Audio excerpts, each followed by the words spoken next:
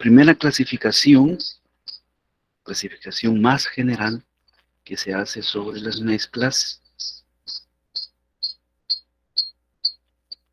es en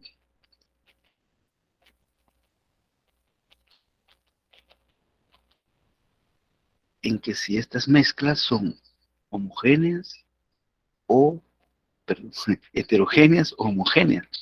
Esa es la primera clasificación. O sea, la combinación de varias sustancias es una mezcla. Pero estas mezclas pueden ser de dos tipos, homogéneas o heterogéneas. Las mezclas homogéneas son aquellas que son uniformes en su composición. Significa que si tomamos cualquier porción de esa mezcla, va a tener la misma composición. Recuerden que la composición es la clase de átomos y la cantidad de átomos. Por ejemplo, el agua, si le ponemos una cantidad de sal y la disolvemos, se convierte en una mezcla homogénea. Primero a nuestros ojos, que no vemos ninguna diferencia en las diferentes porciones de esa mezcla. Y si tomamos una gota o un mililitro o cualquier cantidad de esa mezcla y analizamos su composición, va a resultar que tiene la misma cantidad o la misma concentración de sal y la misma concentración de agua. Tiene composición uniforme y obviamente también la misma clase de átomos. Va a tener siempre sal y agua. Pues a eso se conocen como esas mezclas homogéneas como disoluciones o soluciones. También se les llama así acortando el nombre, soluciones, en donde hay al menos dos componentes, uno que se encuentra en mayor cantidad y otro en menor cantidad. Y las mezclas heterogéneas, estas no son uniformes. Estas varían su composición en función de la cantidad que se tome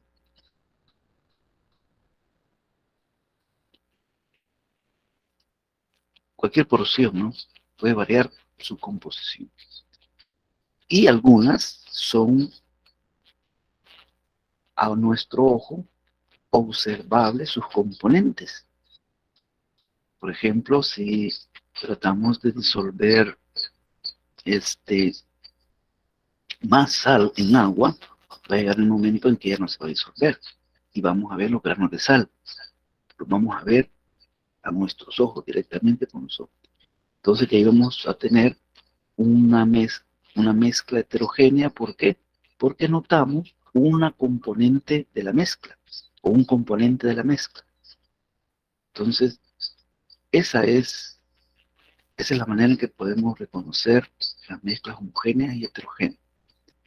Algunas parecen ser homogéneas, pero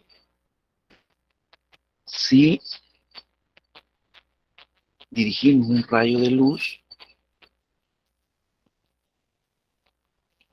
y ese rayo de luz resulta que es desviado,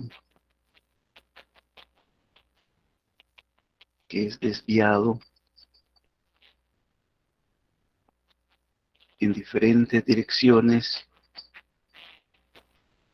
y notamos esa dispersión de la luz, eso ha sido por pequeñas partículas que nuestro ojo no alcanza a ver. Si lo viéramos con un microscopio, lográramos ver esas partículas que son grandes comparado con el tamaño de las moléculas. Esto se llama efecto Tyndall.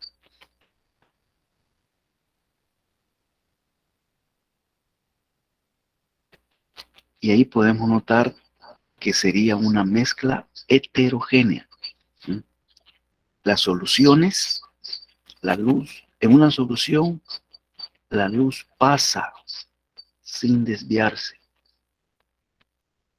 porque las partículas son tan pequeñas, se encuentran disueltas, y son tan pequeñas que no desvía el rayo de luz. En una solución heterogénea se da el efecto Tyndall, que es la desviación de la luz, la dispersión de la luz. Y en una solución homogénea no existe efecto Tyndall. Y ese es un experimento que se puede hacer cuando hay dudas, ¿no?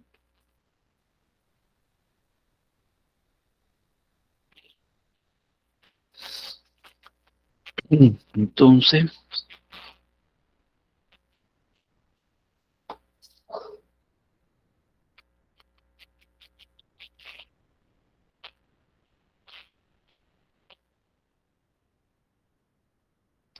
ahí tenemos unos ejemplos de mezclas.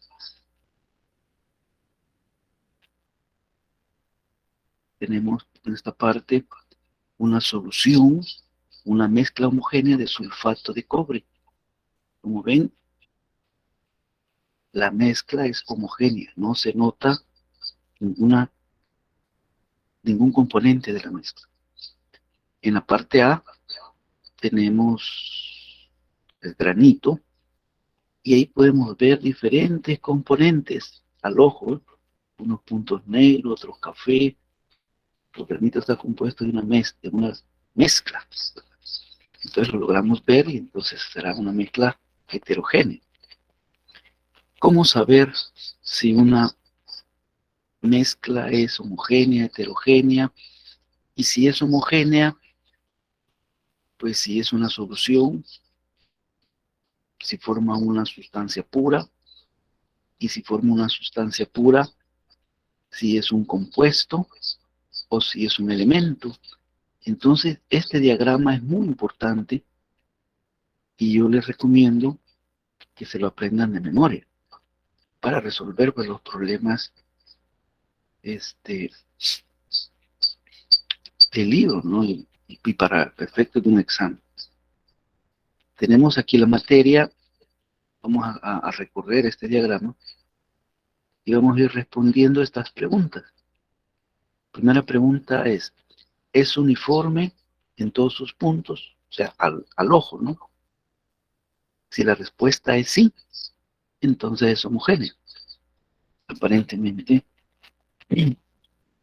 al ojo, pero ya vemos, les acabo de explicar el efecto Tyndall que también podría hacer ese experimento para comprobar si es homogéneo.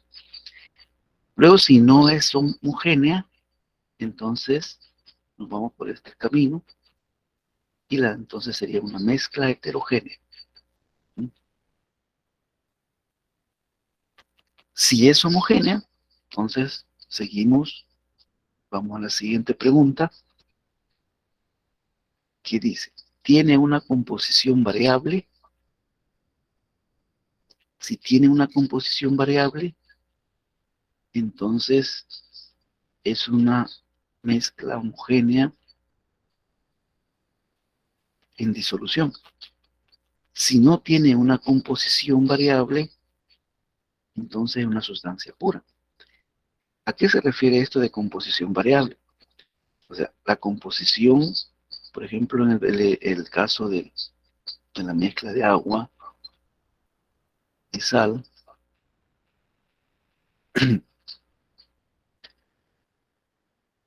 tiene una composición variable, se refiere a que hay dos componentes.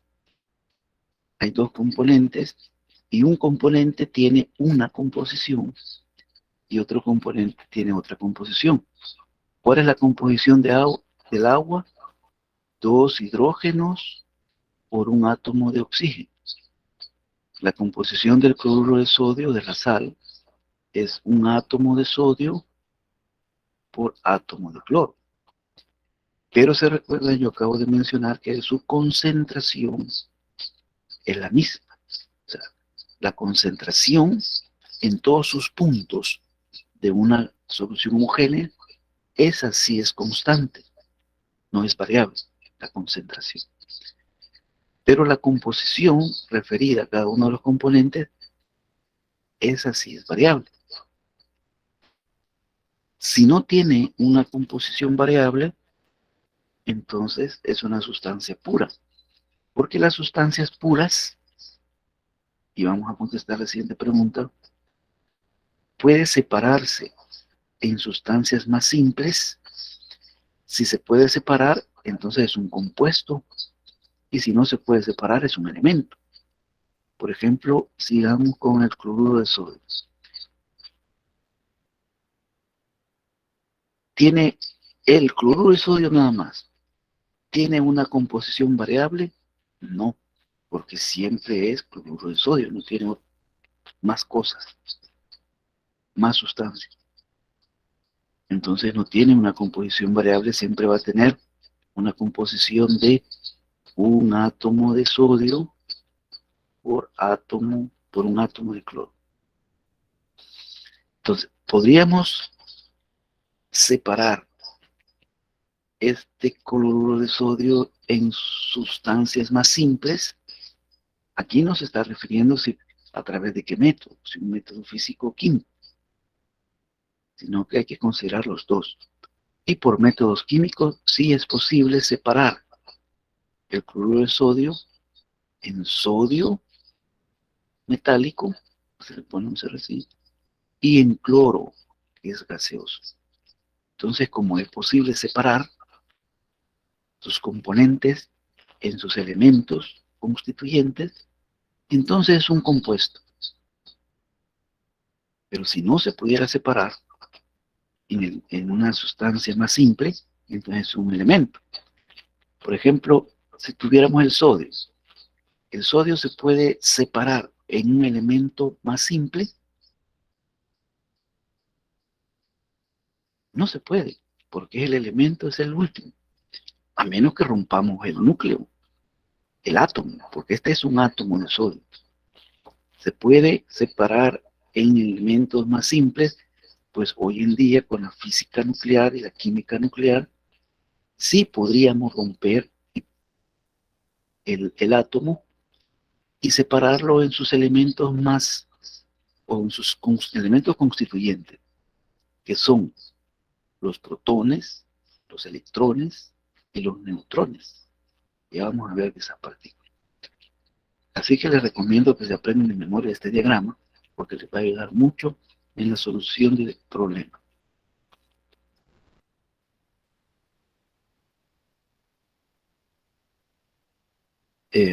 ¿Pueden hablar, Oscar?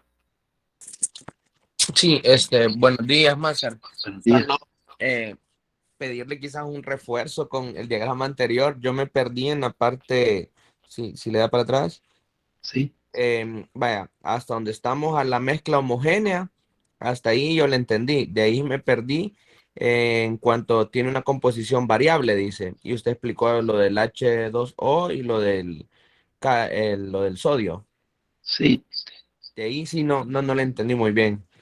Bueno, si tiene una composición variable, es como este tiene dos componentes, este ejemplo que he usado, es una mezcla de dos sustancias, agua y sal. Entonces su composición es variable porque el agua tiene una composición que sería dos átomos de hidrógeno por uno de oxígeno. Y el cloro tiene otra composición, que es un átomo de sodio por un átomo de cloro. Entonces tiene en conjunto una composición variable. Decía, lo que no cambia en una solución homogénea es la concentración de sus componentes, que más adelante vamos a ver las unidades en que se mide la concentración, que son unidades de porcentaje peso-peso, porcentaje de volumen sobre volumen, molaridad, normalidad, etc. Entonces es la concentración la que nos cambia. Y si no tiene una composición variable, entonces es una sustancia pura. Porque en las sustancias puras, y puse el ejemplo del cloruro de sodio, si tuviéramos solo cloruro de sodio, fuera una sustancia pura, porque su composición no es variable, solo tiene una composición, porque solo tiene un Oh, componente, solo hay un componente. ok, ok, ya, sí, hoy sí Ya, le entendí, Master, sí le entendí. O sea que va, cuando, aunque la mezcla sea homogénea, pero si hay más de un componente, estamos ajá, hablando de que sí hay variabilidad. Y si es solo estamos en un componente, no hay variabilidad. Es una exacto, sustancia pura. exacto, ahí estamos. Ok, muchas gracias, Master. De nada. Ahora bien, necesitamos repasar, ¿verdad? Estas propiedades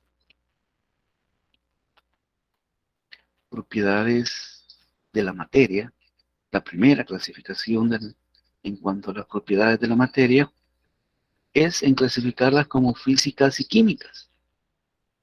Y se preguntarán, bueno, ¿y por qué no propiedades biológicas? ¿Mm? ¿Por qué no se incluyó propiedades biológicas? ¿Por qué físicas y químicas?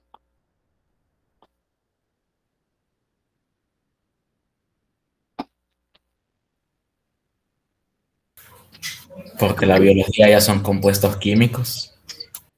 exacto, porque la biología es química. ¿Mm?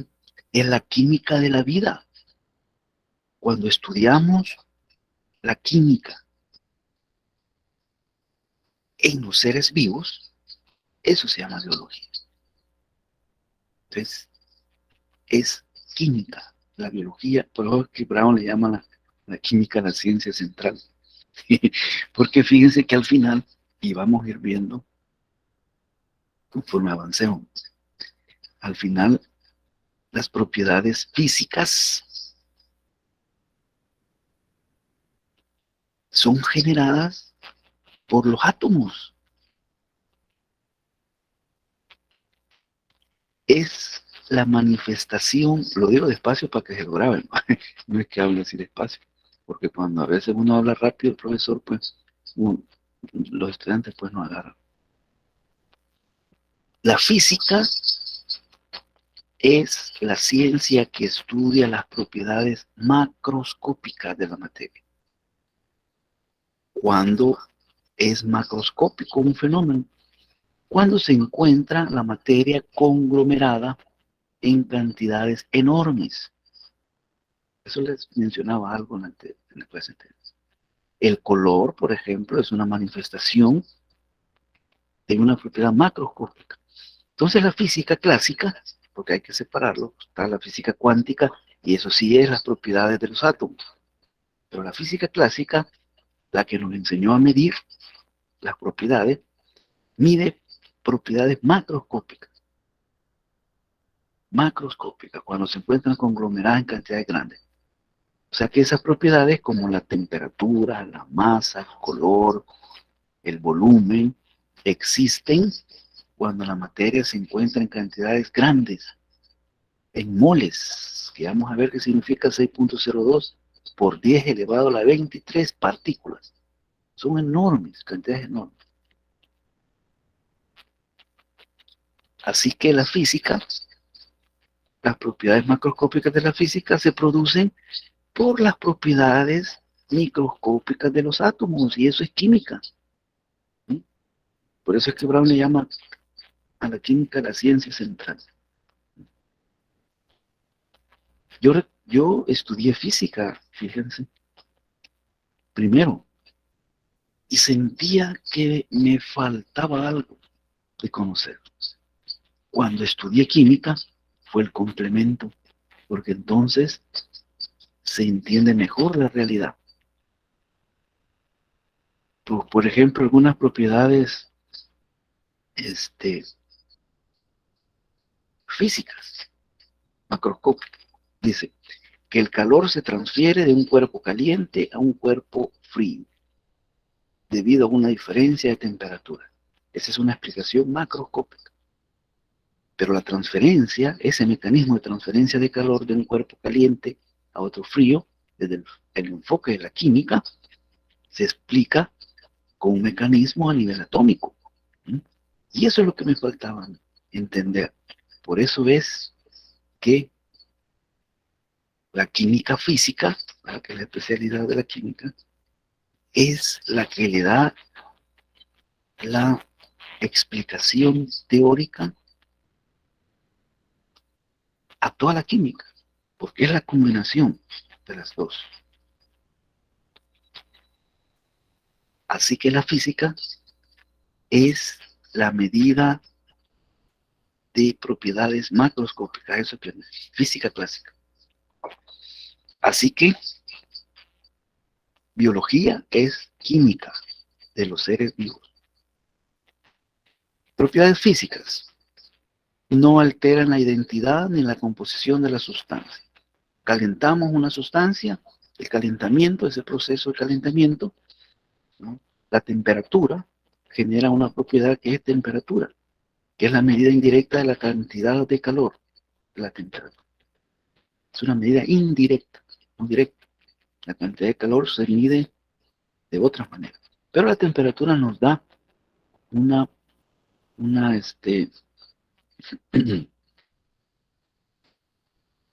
una medida indirecta, es un parámetro de que si está con mucha energía térmica o con poca energía térmica.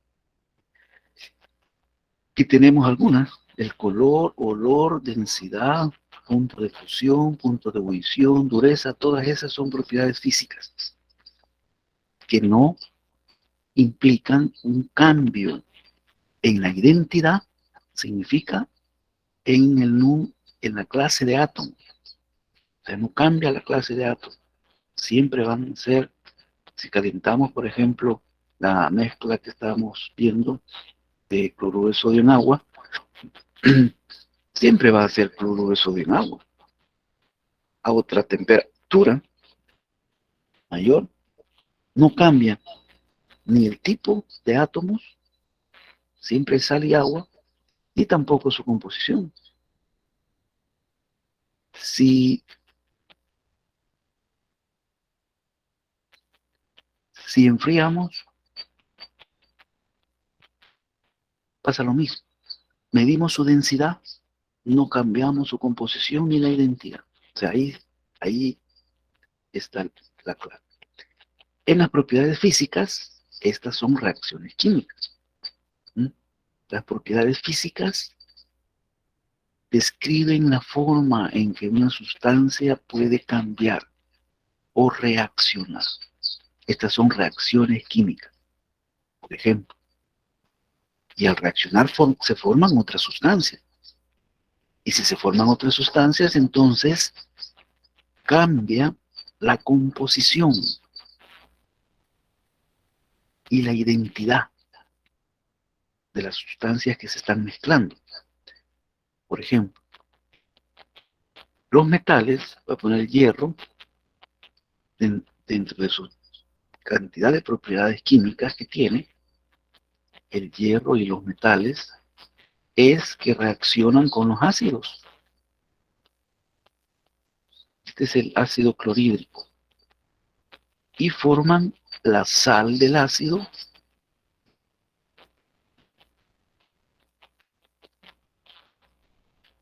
y liberan hidrógeno gaseoso. Esa reacción es una propiedad química. Es una reacción frente a los ácidos, metal frente al ácido, y sucede con todos los metales. Si ven, el hierro deja de ser hierro, ahora es cloruro de hierro, es otra sustancia. Cambió la composición. Y el HCl, el cloruro de hidrógeno, o el ácido clorhídrico, dejó de ser ácido clorhídrico y se convirtió en hidrógeno molecular, el hidrógeno del ácido clorhídrico, y el cloro se combinó con el hierro. Al final de la reacción ya no va a existir ni ácido clorhídrico ni hierro, sino que cloruro de hierro, hidrógeno. Y ese es Cuando el hierro se oxida, también es otra reacción, la oxidación de los metales.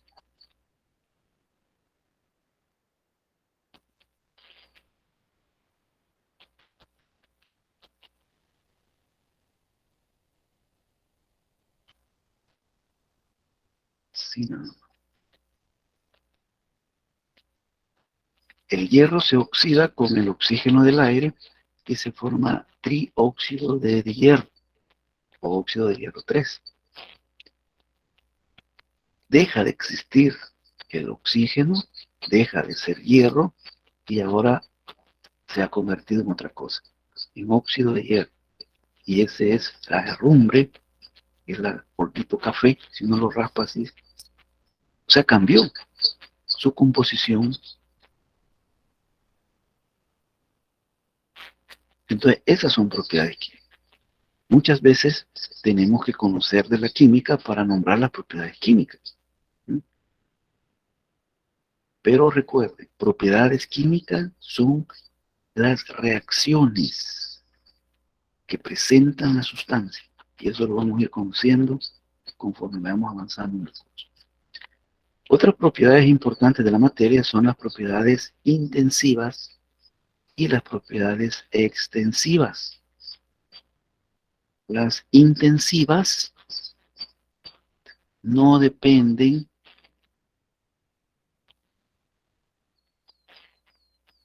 de la cantidad de materia, como el color. El color, si tomamos una cantidad pequeña, 1 gramo de óxido de hierro, pero 1 gramo hay cantidades enormes. O sea, no estamos hablando aquí de cantidades pequeñas, sino que, pero digo, relativamente pequeñas. 1 gramo de óxido de hierro 3 es de color café. Y si tuviéramos 1 kilogramo, o sea, 1000 gramos de óxido de hierro, también es de color café. O sea, no importa la cantidad de materia que tengamos, el color es el mismo. Pero es distinto si nos vamos a niveles atómicos. Ahí les decía yo en la clase anterior que no tiene sentido hablar de color cuando se tiene un solo átomo. Pero sí, cuando se tiene bastantes átomos conglomerados, enormes cantidades, moles, 6.02 por 1023 partículas, entonces sí, el color es una propiedad intensa. El punto de fusión es otro. Si calentamos 1 gramo de hierro, va a fundir a una temperatura. El punto de fusión es la temperatura a la cual se convierte el sólido en líquido. Y si tuviéramos 1 kilogramo de óxido de hierro y lo calentamos, también va a fundir a la misma temperatura. O sea que no importa la cantidad que tengamos, siempre la temperatura de fusión va a ser la misma. Lo que va a cambiar es la cantidad de calor. Para fundir 1 gramo se necesita menos calor que para fundir un kilogramo. Pero la temperatura a la cual funden es la misma. Esas son las propiedades intensivas. Y las extensivas, esas sí dependen de la cantidad de materia. Por ejemplo, la masa. La masa de una sustancia depende de la cantidad de materia. El peso que simboliza con la letra W, que viene del inglés y es un vector, es la multiplicación de la masa por la aceleración de la gravedad. La gente que tiene menos masa tiene menos peso. Y la gente que tiene más masa tiene más peso. Entonces el peso depende de la cantidad de materia. Y la masa también, porque es que la masa es una medida de la cantidad de materia. La masa la medimos en libras, que son las unidades, ya vamos a ver eso. Kilogramos, y en química usamos el mol para medir la cantidad de materia. Entonces, esas son las propiedades extensivas. Los cambios físicos, entonces, son aquellos que son procesos en los que no cambia la composición. Una propiedad física tiene asociado un cambio físico, y el cambio es el proceso que se lleva a cabo para hacer. Los cambios químicos son reacciones químicas, y es el proceso de experimentar o de cambiar una propiedad química de la materia.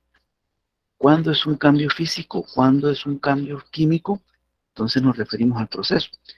Por ejemplo, cuando quemamos papel, el papel está hecho de celulosa.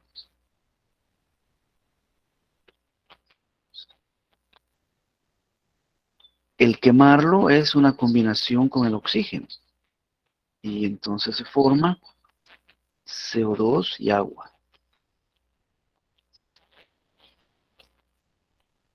Esto obviamente es una reacción química, y el proceso sería un cambio químico. Calentar en un recipiente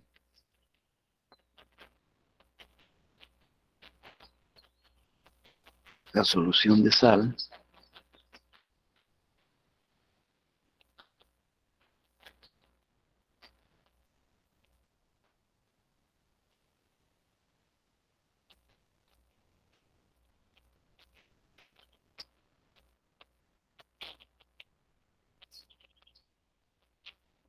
¿ese sería un cambio químico o un cambio físico?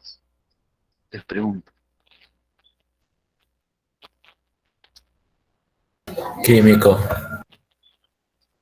Sería, debemos de preguntar, ¿va a cambiar la composición de la materia, de las sustancias, o no va a Yo, cambiar? yo creo que es físico. Sí, es físico. Porque Cuando se caliente, se evaporar. sí, y si se evapora, se separan. Se pueden separar y se les pone aquí un refrigerante. Pero el calentar, por ejemplo, de 30 grados centígrados, digamos a 90 grados centígrados, ¿habremos cambiado la composición de la solución de cloruro de sodio? Se ha convertido No, en otra no, sigue, sustancia. sigue siendo igual, solo cambió nada más el estado. La temperatura, solo aumentó la temperatura, no cambió su composición. Entonces es un cambio físico. ¿Mm? Ahí hay que estar listo, hay que saber si se está dando una reacción química, entonces es un cambio químico. Si no se está dando una reacción química, entonces es físico. Y tenemos otros ejemplos de cambios químicos. Tenemos ácido nítrico y tenemos un centavito que por lo general tienen bastante cobre. Si los mezclamos, entonces se da una reacción química. ¿Cuándo sabemos que hay una reacción química que está cambiando la composición de la sustancia? Lo podemos identificar por cambios de color, cambios de color, cambios de temperatura. Si hay un cambio en la temperatura, hay que tocar el tubo. Si hay cambio en la temperatura, seguramente hay una reacción química. Porque las reacciones químicas liberan o absorben calor. No solo que se caliente, sino que puede enfriarse también. Que haya una formación de gas. Si se ve gas, hay reacción. Si se ve un precipitado, precipitado se le llama a un sólido que se va al fondo. Si se ve partículas yendo al fondo, entonces hay una reacción química. Esas son las evidencias principales a nuestro ojo, ¿no? A nuestro sentido. Algo otras, pues no las vamos a percibir nosotros con nuestro sentido. Vamos a necesitar un instrumento de medida de una propiedad física, ¿sí? Para saber si está ocurriendo una reacción ahí. Y esos son instrumentos que se usan mucho en química, los químicos. Como espectrofotómetros, son instrumentos ópticos que miden propiedades ópticas, como la absorción de luz. Entonces presentan espectros. Hay otros instrumentos que son electroquímicos, ¿sí? O electrónicos, que miden se llama electroquímicos porque la señal la genera una reacción química, pero en realidad es un equipo electrónico o eléctrico. Eléctrico ya no se usa el término porque eléctrico, ahora la electricidad y la electrónica están juntas. Entonces, debemos decir equipo electrónico. Por ejemplo, un electrocardiógrafo mide la actividad eléctrica del corazón. Y podemos notar cambios en las ondas sinusoidales. En el electrocardiograma se llama el espectro que genera el electrocardiograma. Entonces, cambios en las ondas por la experiencia que ha tenido la humanidad en estas medidas de una propiedad física, ¿sí? Podemos saber qué problemas tiene el corazón. Y saben que es bien complicado. Yo estuve estudiando por un tiempo los electrocardiogramas y hay 4 señales básicas y hay otras que no son básicas. Y como el ser humano es bien complejo, hay muchas reacciones ahí, no es sencillo. En química nosotros nos volvemos expertos en lectura de espectros. Los espectrofotómetros infrarrojos generan espectros más complicados que el electrocardiograma, pero parecen más sencillos de leer que en electrocardiograma, o a lo mejor porque uno pues no tiene la instrucción médica. Pero de eso se trata en las propiedades físicas, aprender a leer. Seguramente ustedes en su formación profesional se van a topar con instrumentos que miden propiedades físicas que son cambios físicos, ¿sí? Que se utilizan para diagnóstico en medicina.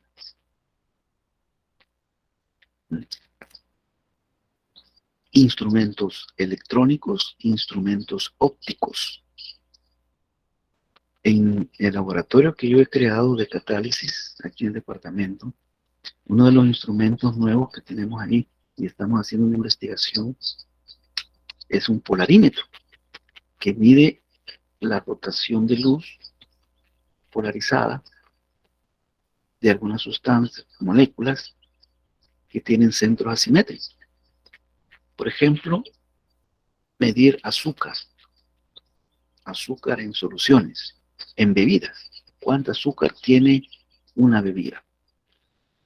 Y los resultados que hemos obtenido son muy interesantes, porque fíjense que el azúcar, nosotros comemos bastante azúcar. Y algunos carbohidratos como el arroz, los frijoles, las tortillas, el trigo, que es el pan francés y los otros panes, en su composición tienen glucosa. que cuando se digiere en el estómago producen glucosa. Y la glucosa es el azúcar que nos genera la diabetes. Y hemos notado que en un solo jugo de mandarina, por ejemplo, de los jugos del Valle, de 500 mililitros, van alrededor de 120 gramos de azúcar, de glucosa. Y la OMS nos dice que el máximo cantidad de glucosa que debemos ingerir por día es de 25 gramos. Y solo en el jugo nos estamos metiendo 120 gramos. Y si le sumamos lo que se va a convertir en glucosa del arroz, de los frijoles, de las tortillas y de la papa y de los carbohidratos que comemos durante el día, por eso es que muchos tienen el problema de la diabetes. Mucha azúcar. Y eso engorda. Eso genera que se active la insulina. Y ahí estamos hablando de ya de cambios químicos. Que se active la insulina, y la insulina con el azúcar produce la grasa. Miren, y por eso engorda. Si uno quiere rebajar, debe controlar el azúcar y los carbohidratos. Hay que comer más carne. La carne no tiene carbohidratos. Ese es un ejemplo de cómo usamos los instrumentos, los cambios físicos y químicos para diagnóstico y para muchas cosas más.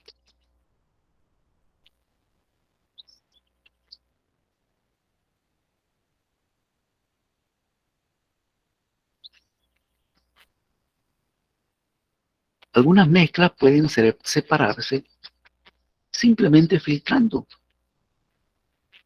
Las mezclas heterogéneas pueden separarse por métodos físicos. La filtración es un material que tiene un poro, o sea, un poro que es bien pequeño, que no deja pasar partículas grandes. Pero el agua sí, porque las moléculas de agua son más pequeñas que el tamaño o el diámetro del poro.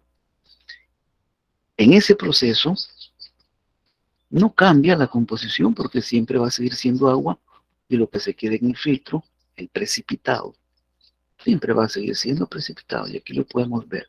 Después de filtrado, aquí tenemos el agua, y vemos la forma del agua, no ha cambiado de color, y el precipitado que es el sólido marino. Entonces, ese es un método, un cambio químico o físico.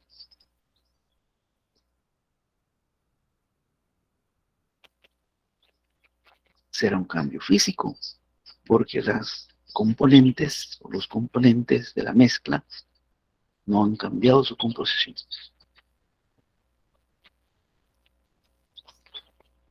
Y esa es la manera en reconocer si una mezcla es homogénea, que si se puede separar por métodos físicos o por cambios físicos, entonces es una mezcla heterogénea.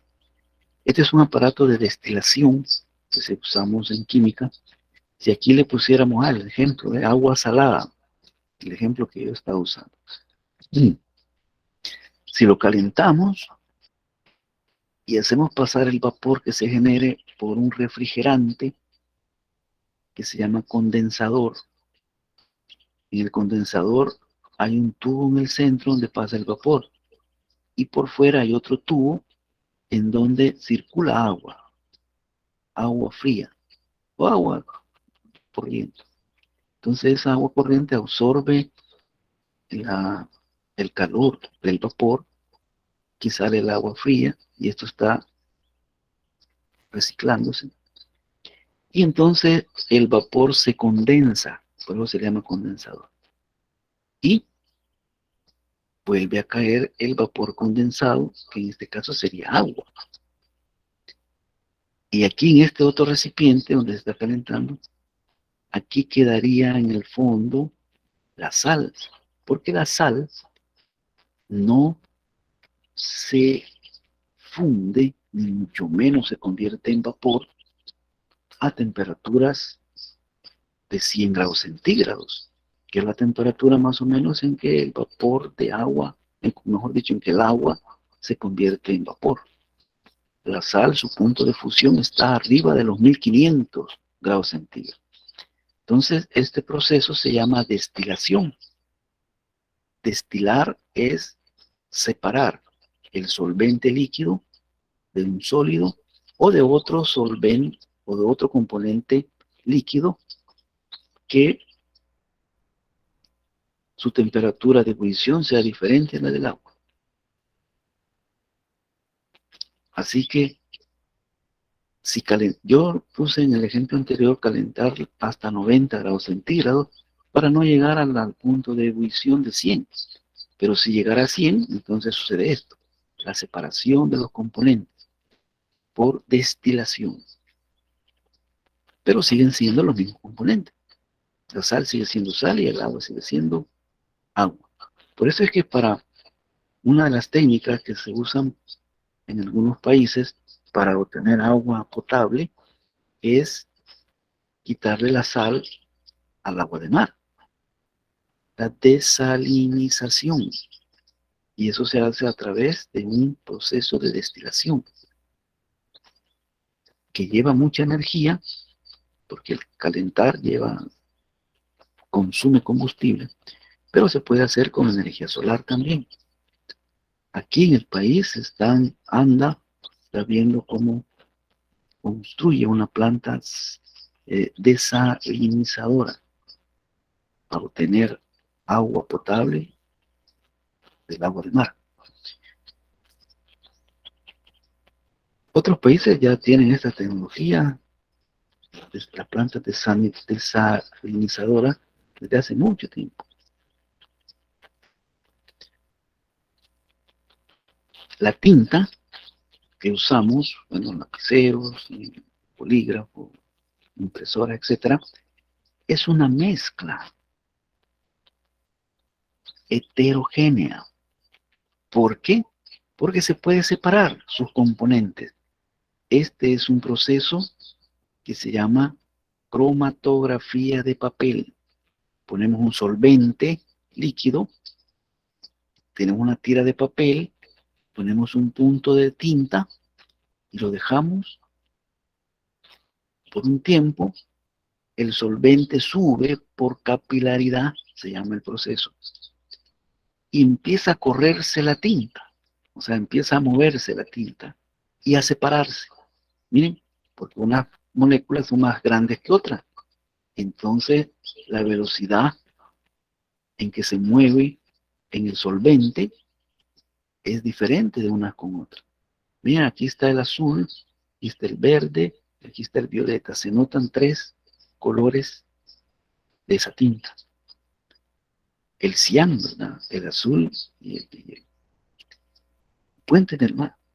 Esta técnica de cromatografía no solo se usa en papel. Hay instrumentos en cromatografía de gases. Es un instrumento capaz de separar hasta 60 componentes. Queremos saber de qué está compuesto el café, por ejemplo. Pues hacemos un cromatograma de gases y nos da todos los componentes de que está hecho el café. Y así mezclas complejas de grandes cantidades de sustancias se usa la cromatografía de gases para análisis. Obviamente un cromatógrafo de gases es muy barato. Está valiendo de $60,000 o a $100,000 o más. En la universidad no tenemos cromatógrafos de gas. Y esta entonces será una técnica, será un cambio químico o físico.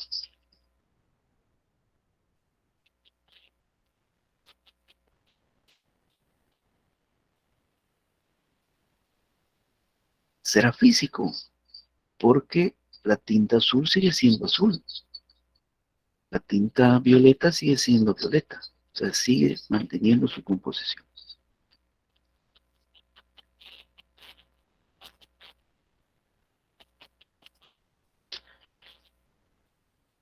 Ahora vamos a pasar a otro. Entonces, yo tengo una duda. Sí, sí. ¿Qué pasaría con la madera a la hora de ser quemada? ¿Sería un cambio físico o sería una reacción química? sería una reacción química, porque el quemar es la combinación de una sustancia orgánica con el oxígeno. Es una oxidación y produce CO2 y agua. La madera se convierte en CO2 y agua. Es un cambio químico.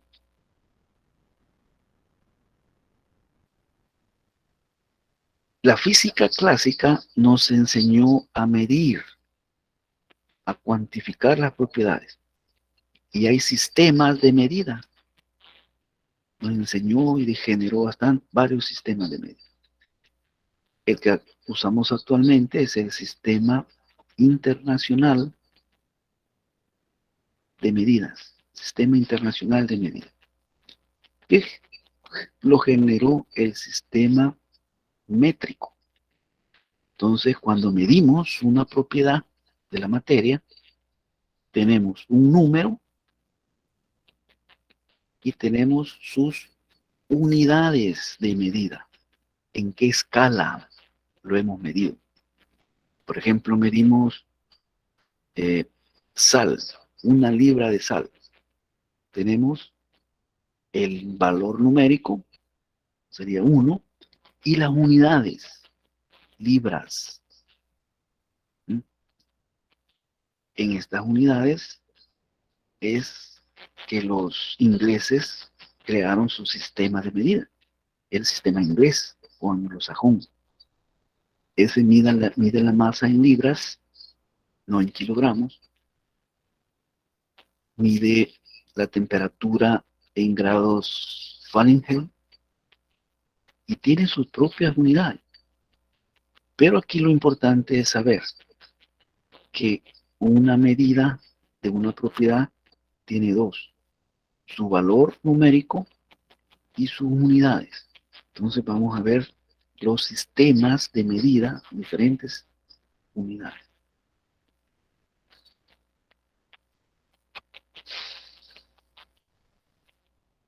Esto fue así porque fue desarrollado con el método científico, a recolectar la información, desarrollar teoría, encontrar patrones repetibles para poder explicar esos patrones y hacer formulación de hipótesis, ¿verdad?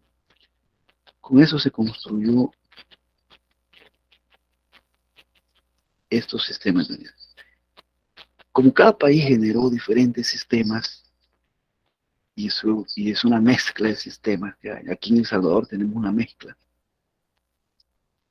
Tenemos que la presión, por ejemplo, vamos a la gasolinera y le decimos al señor que atiende ahí, me revisa el aire en las llantas.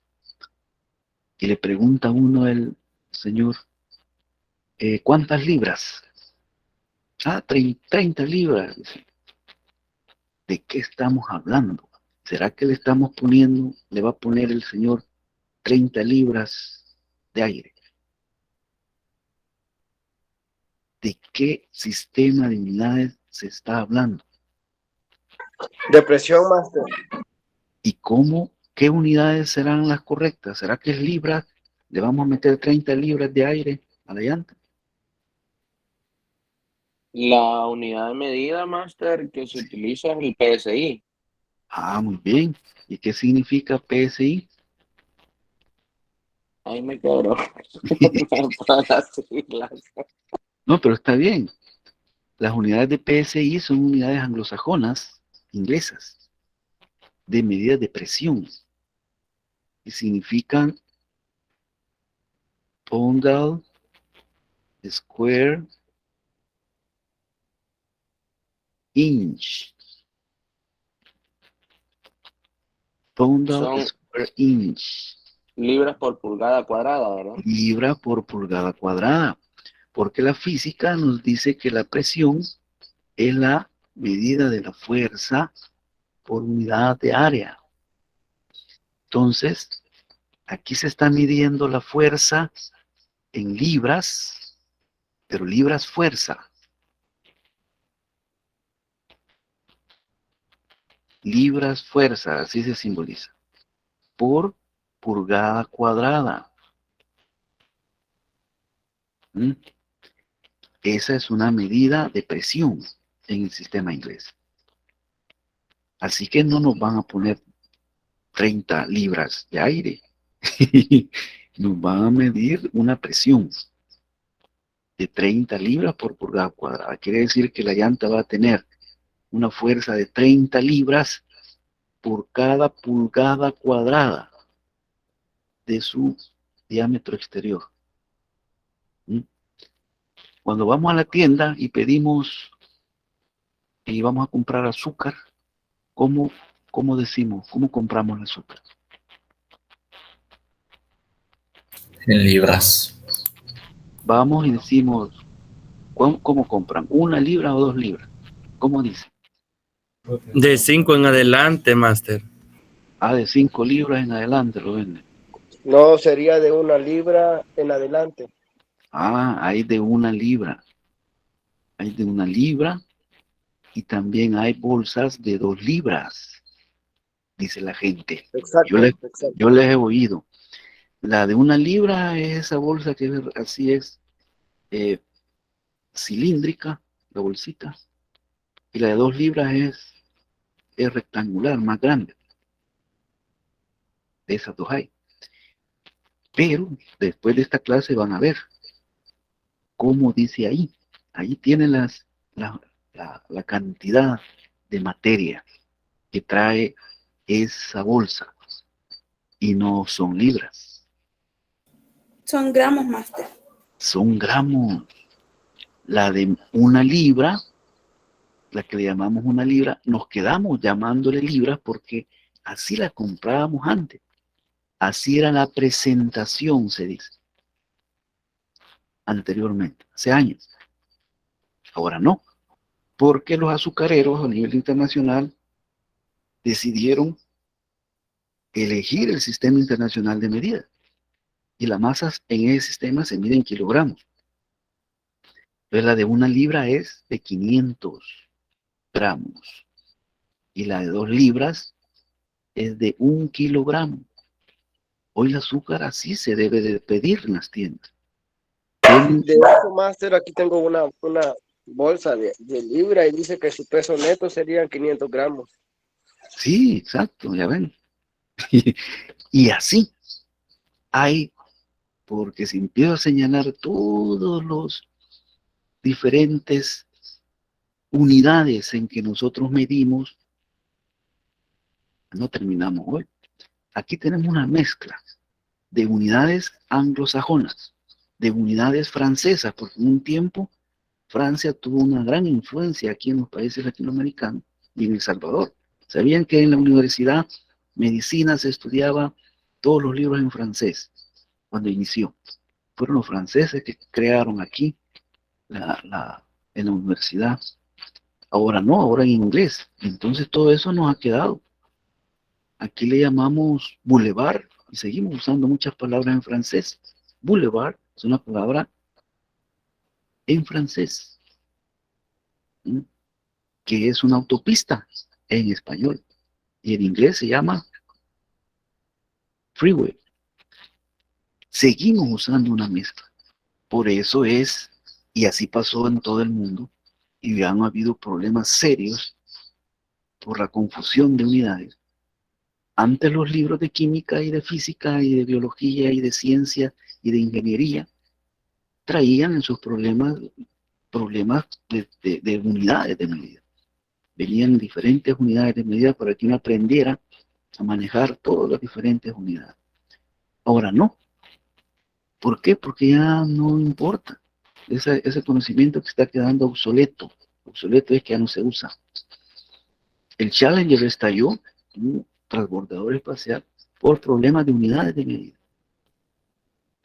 Por eso la humanidad decidió el sistema internacional de medida, donde todos vamos a usar las mismas unidades. Y aquí lo tenemos, ¿ves? La masa en el sistema internacional se va a medir en kilogramos, dijeron. La longitud en metros. Y los símbolos, ojo, hay que aprenderse el símbolo. Kilogramo es K minúscula y G minúscula. Metro es M minúscula. El tiempo se va a medir en segundo y es S minúscula. La temperatura, dijeron, se va a medir en grados Kelvin y se simboliza por K, no por grados Kelvin. Esto no. La cantidad de sustancia se va a medir en moles.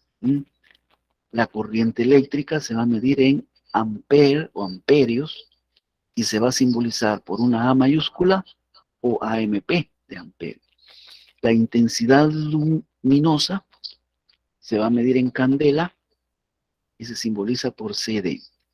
Estas son las unidades básicas. Hay otras unidades que es la combinación de estas unidades y se llaman unidades derivadas. Sí, Oscar. Master, la intensidad luminosa también se puede medir en lúmenes, ¿verdad? O nosotros vamos a ocupar candela.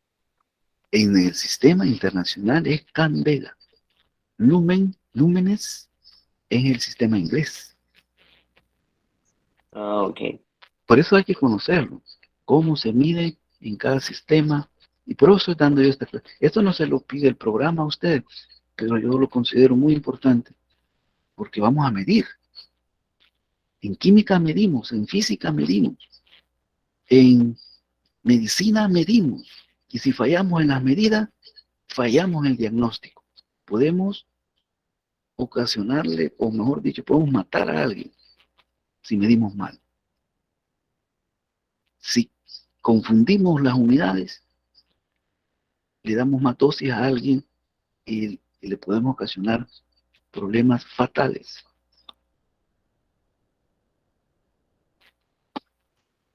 Han visto que los rótulos en el sistema vial nuestro dice retorno a 100 metros.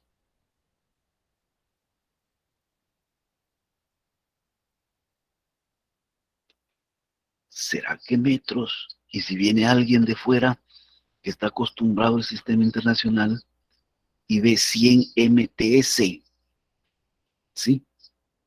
Y hay uno que lo ponen hasta en mayúsculas. MTS. Por Dios, dijera, ¿y esa qué unidades son? ¿De qué están hablando aquí? Confunde. Y pasa cada rato aquí en el país. Extranjeros que han venido, a mí me lo han dicho, por Dios, me dice, aquí es difícil conducir porque ni está bien señalizado la carretera. De noche no se diga, si la carretera es oscura. En otros países hay luz en toda la carretera. Pero vamos con estas unidades. Los ingenieros del Ministerio de Transporte, ¿no?, siguen poniendo esto en el siglo XXI, 100 metros. Los químicos farmacéuticos siguen poniéndole a las medicinas, que ellos son los que hacen las medicinas, acetaminofén, 500 miligramos, M mayúscula y G mayúscula. ¿Qué es eso? En todo caso, debieran poner miligramos, M, porque es un múltiplo, lo vamos a ver, y G minúscula. Metros, aquí acabamos de ver, que simboliza M minúscula. Y así van a darse cuenta, usted ponga atención en las rotulaciones, en los alimentos, en la carretera, y van a ver qué mezcla de unidades tenemos aquí. Y mal escritas, generan confusión. En medicina no puede ser eso. Un médico o un anestesiólogo, como van a hacer ustedes, le ponen una cantidad diferente porque han confundido las unidades, ya no despierta al cliente.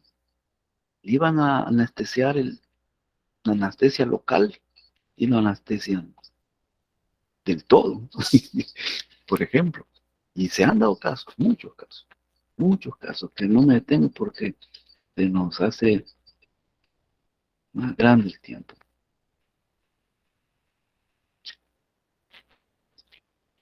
Estos son los prefijos que son múltiplos de las propiedades. El kilo se simboliza con K. Si vamos a escribir kilogramos, es una K minúscula con Géminis. Deci, D minúscula. Por ejemplo, en el Alcotés se me ocurre. Siguen usando decilitros. Decilitros.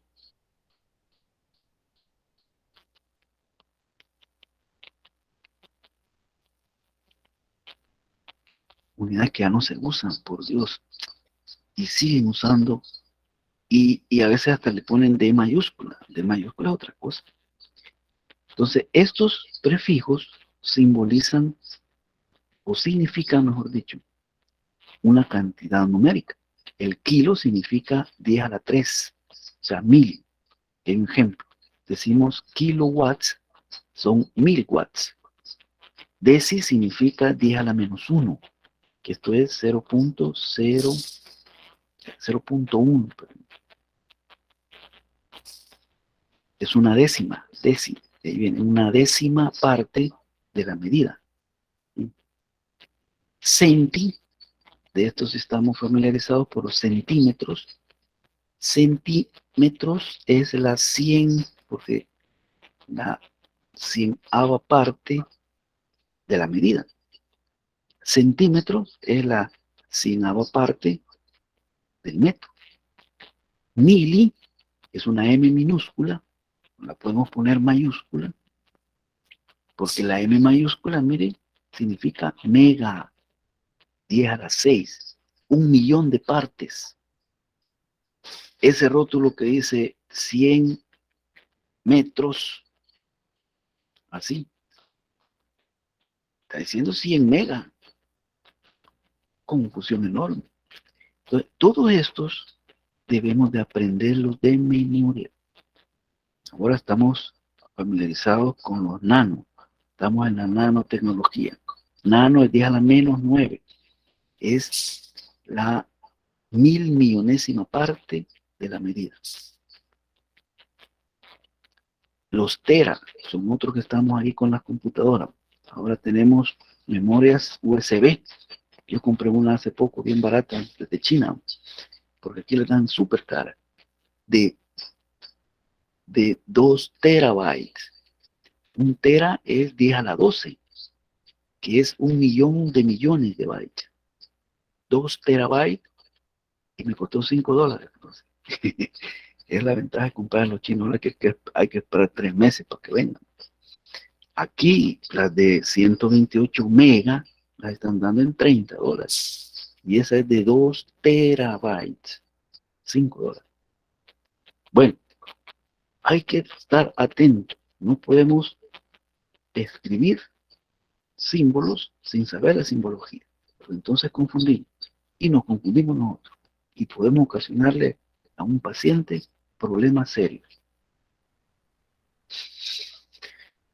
Bueno, esto es lo que estamos hablando. La masa, la longitud se mide en metros. La masa se mide en kilogramos. Los químicos usamos el mol. Y luego hay unas combinadas. Quiero ver si están por aquí. Bueno, la temperatura. Las escalas Celsius y Fahrenheit las construyeron los señores que se llamaban Celsius y Fahrenheit, es el nombre de los señores. La escala Celsius es una escala de centígrados, también se le llama escala centígrada, grados centígrados o grados Celsius, porque él hizo 2 marcas, en el punto de fusión del agua, que es 0, y el punto de ebullición del agua, que es 100, a nivel del mar, hizo 100 divisiones. De ahí viene centígrada, de centi. Hizo 100 divisiones pequeñas. Y nació el termómetro para medir la temperatura, que es una forma cualitativa o indirecta de medir la cantidad de calor. Pues Fahrenheit hizo lo mismo, tomó el agua, punto de congelación o de fusión del agua, y le puso 32. A ver por qué. Y al punto de ebullición del agua, cuando el agua hierve, le puso 212 y hizo 180 divisiones. Y nació la escala Fahrenheit. Luego, por ahí, en los estudios de los gases, Charles encontró, que la ley de Charles, encontró la escala de temperatura absoluta, que el de la Celsius es la escala Kelvin, y el de la Fahrenheit, aquí no lo han puesto, es la escala Rankine. Y aquí tenemos escalas absolutas, Kelvin y Rankine. Y hay ecuaciones para calcular o pasar de una temperatura a otra. Y en el sistema internacional se mide en Kelvin.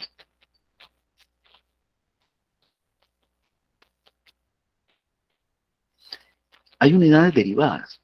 Por ejemplo, el volumen es una unidad derivada. El volumen se mide en metros cúbicos. Porque resulta que el volumen, si consideramos un cubo, una figura de un cubo, que tiene 1 metro de arista, que es la longitud de sus lados, el cubo tiene 3 lados, el ancho, el largo de la base y la altura. Entonces el volumen, la ecuación para calcular volumen es base por altura. Y la base es, o mejor dicho, la base es el área. A por B por H. Donde A por B es uno de los lados del cuadrado de la base. Y B es el otro lado. Si son iguales, entonces es lado por lado por lado. Si son iguales las aristas, las longitudes del ancho, el largo y la altura. O L al cubo. ¿En qué unidades entonces quedará el volumen? Si multiplicamos L por L por L, sería metro por metro por metro. Esto sería metro elevado al cubo. Esta es una unidad derivada que se genera a partir de las unidades básicas. La gravedad, que es 9.8 metros sobre segundos al cuadrado, es una unidad derivada también, donde se mezcla, o se combina, mejor dicho, la unidad de longitud con el tiempo al cuadrado. Estas unidades se resultan de la masa entre el tiempo sobre el tiempo, que es la aceleración. Es la variación de la velocidad, que se mide en metros sobre segundo. ¿Cómo cambia la velocidad por segundo? Esa es aceleración. Y así resultan muchas unidades derivadas.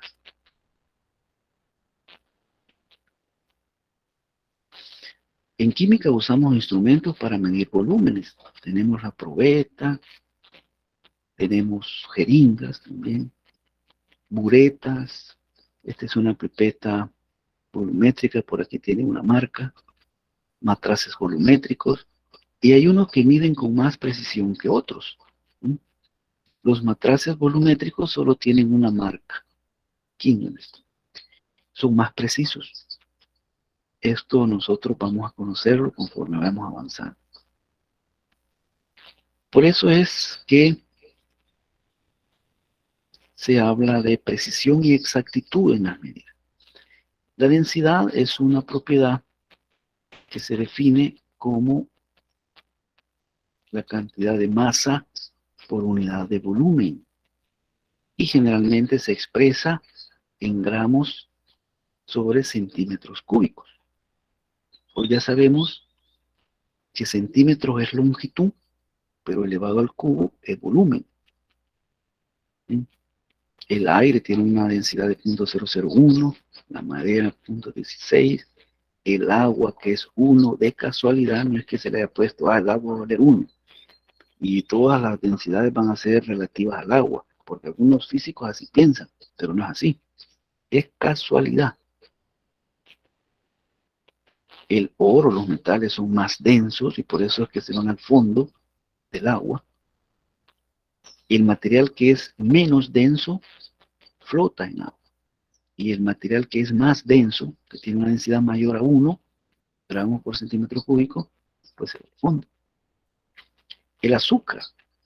Miren que la densidad del azúcar, 1.59. Es más densa el azúcar que la sangre. Digo, que el agua. Por eso es que aumenta la densidad y la viscosidad de la sangre. La sangre se vuelve más viscosa, más,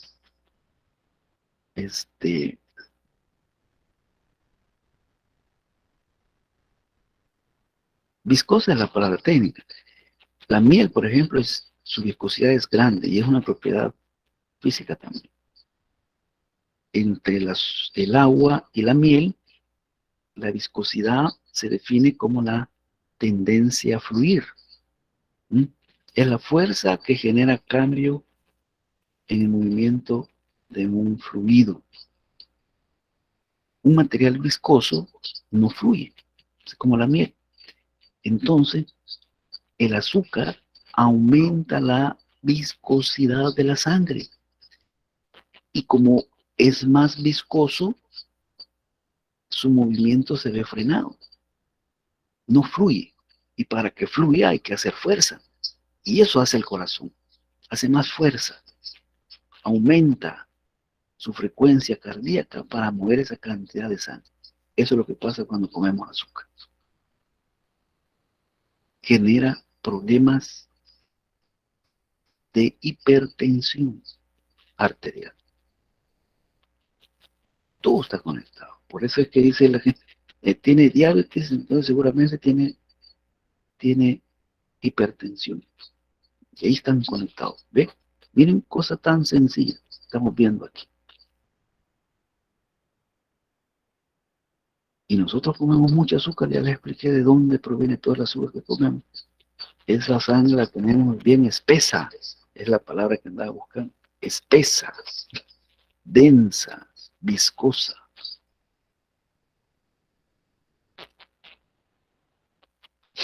Aquí está el caso de la gasolina, que ya lo expliqué.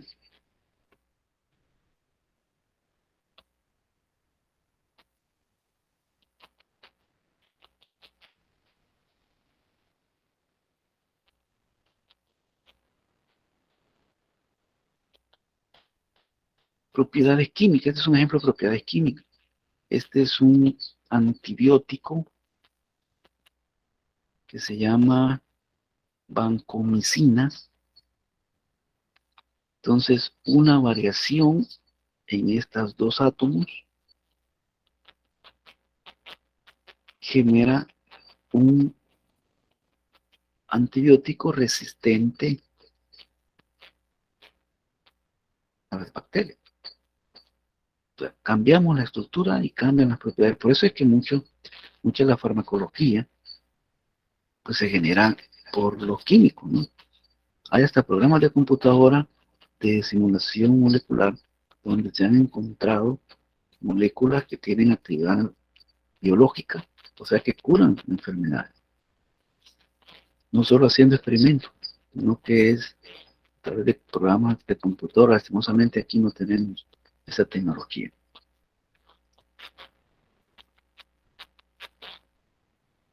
Estos son ejemplos.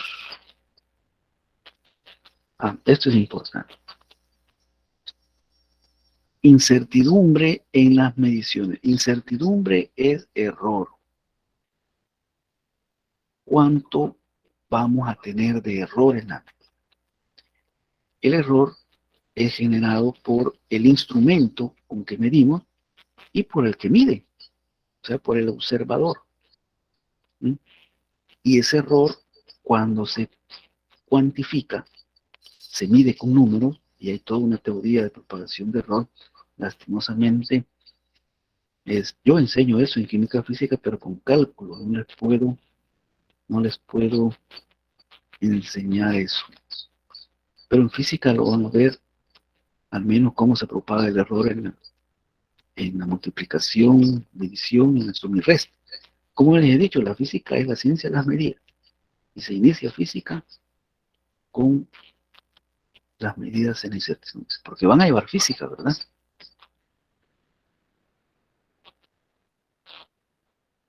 ¿O no llevan física? No, Master, no llevamos física. No llevamos. Ah, bueno, entonces les voy a compartir, sí, ya me recordé que no llevo. Les voy a compartir unos videos que están en YouTube para que los vean y puedan aprender un poco de cómo medir el error en los instrumentos, porque saben que este es un problema muy serio aquí en nuestro país y en muchos países latinoamericanos, que cuando medimos, no medimos el error. Y esas medidas son las que se usan en el diagnóstico para que un médico decida o diagnostique, ¿no? De hecho, que tome la decisión de cuál es la enfermedad que tenemos, nos manda a hacer exámenes clínicos, que se llaman. Y esos exámenes clínicos se los ve el doctor en la siguiente cita, ¿no? Así como funciona en nuestro país. Y esas medidas, si alguien, por ejemplo, tiene anemia, voy a tomar un ejemplo sencillo para que se comprenda mejor, le mandan a hacer el hierro en la sangre, porque la concentración de hierro, del ion hierro en la sangre,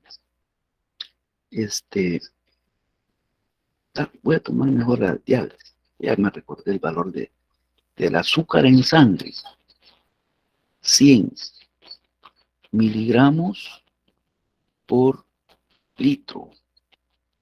Ese es el máximo permitido. Abajo de aquí, y no menos de 60, si no me recuerdo, es normal. Si un médico ve entonces el análisis clínico de azúcar en la sangre para diagnosticar diabetes, lo ve que está entre 60 y 100, dice, no, está normal. No tiene diabetes.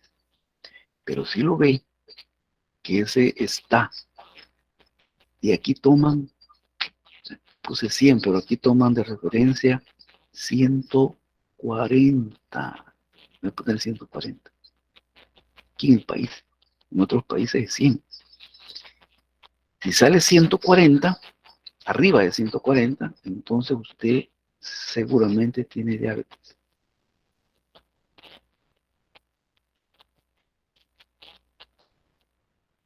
Miren qué importante. ¿Y qué tal? De ese análisis depende de que el médico le diagnostique a uno. Y eso depende de que si tengo diabetes, va a depender de que me curen o que me controle, porque la diabetes no tiene cura. O va a depender también de que no me curen. Si el médico me dice 140, no, está bien. Y entonces no va a tomar medicina y hasta me puedo morir. Entonces los análisis clínicos son los que se toman para diagnóstico, aquí y en China, como decimos. Pero ¿qué tal si a nosotros el análisis lo hizo un laboratorio clínico, un licenciado en laboratorio clínico, eso lo hacen, y le dio 135 miligramos por litro? Le llega este dato al médico y dice, no, está bien, está abajo de 140, y ni le dicen a uno. Ellos dicen, normal, no dan los datos. Y eso es porque yo se los he preguntado, porque yo experiencia que yo he tenido. Y precisamente lo hago para ver cómo estamos aquí. Pues. Ahora bien, si medimos el error en esa medida y resulta que el error es más o menos 10, siempre en las mismas unidades, miligramos por litro, quiere decir que el valor real va a estar en 135 menos 10, sería 125, a 135 más 10, 145. Ese es el rango. O sea que yo puedo tener diabetes, porque entonces me pasaría de 140.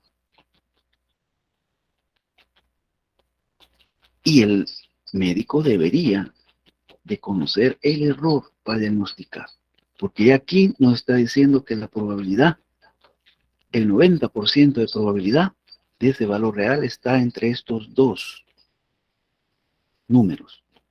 Y como 145 excede a 140, entonces yo voy a tener diabetes. Imagínense. Y como llegó sin error al médico, tal como lo hacemos aquí, aquí no medimos el error en nada, ni en análisis clínicos, ni en análisis farmacéuticos, ni los ingenieros, nadie.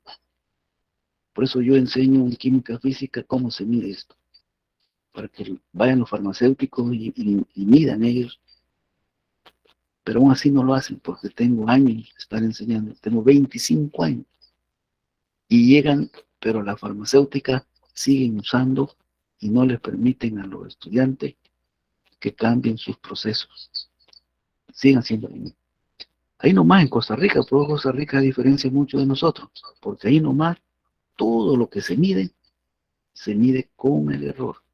Y hay una norma internacional para medir el error, y eso es lo que yo enseño. La ISO 14012, digo, la ISO 1792, 1790.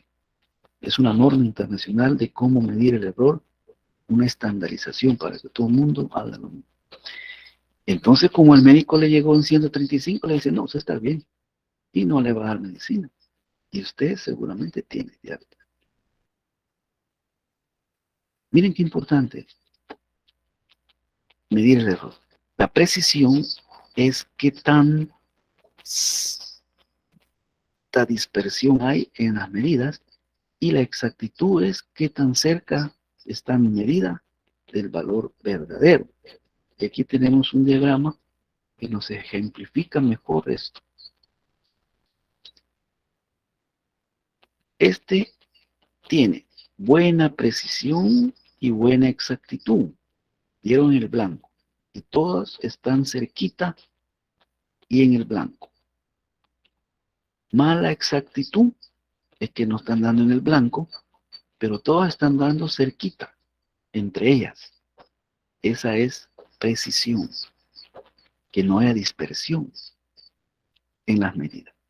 Y en este otro caso hay mala exactitud y mala precisión, porque ni da en el blanco y las medidas están bien dispersas, disparadas, decimos nosotros, bien disparadas. Entonces, un instrumento de medida hay que estarlo calibrando y en esa calibración se evalúa o se valida su exactitud y su precisión. Porque también puede ser que ese instrumento que se use para medir no esté funcionando bien. Y entonces el médico o el profesional de la salud va a tomar un diagnóstico mal. En el seguro, por ejemplo, las básculas en que lo pesan a uno, y yo he pasado por ahí, son básculas de hace 60 años. ¿Qué confianza puede tener uno? Allí en las básculas me salían a mí, no es mentira, 5 kilogramos más. Y yo le dije a la enfermera, fíjate, mire, le dije, ¿y cuántos años tendrá esta báscula? Le dije que está toda oxidada. ya es viejita, me dijo, vieron aquí, nunca la han cambiado. ¿Será que tiene unos 10 años? No, me tiene más. Y ahí le sacaba información. Por Dios, y así está muchos de los están en esa condición. El gobierno ha cambiado infraestructura, camas bonitas, pintó las paredes, pero los instrumentos de medida no los han cambiado. Están comprando nuevos, y qué bueno, pero los viejos que están usando ya los hubieran cambiado, porque están dando malos datos, malos diagnósticos, implica eso. Bueno, esto de cifras significativas, ya se nos acabó el tiempo, pero en esos videos que les voy a facilitar, pues ahí van a entender esto. También les voy a facilitar un folleto sobre factores de conversión, les llamamos, mal llamado, porque en realidad se llama factor unitario, la técnica.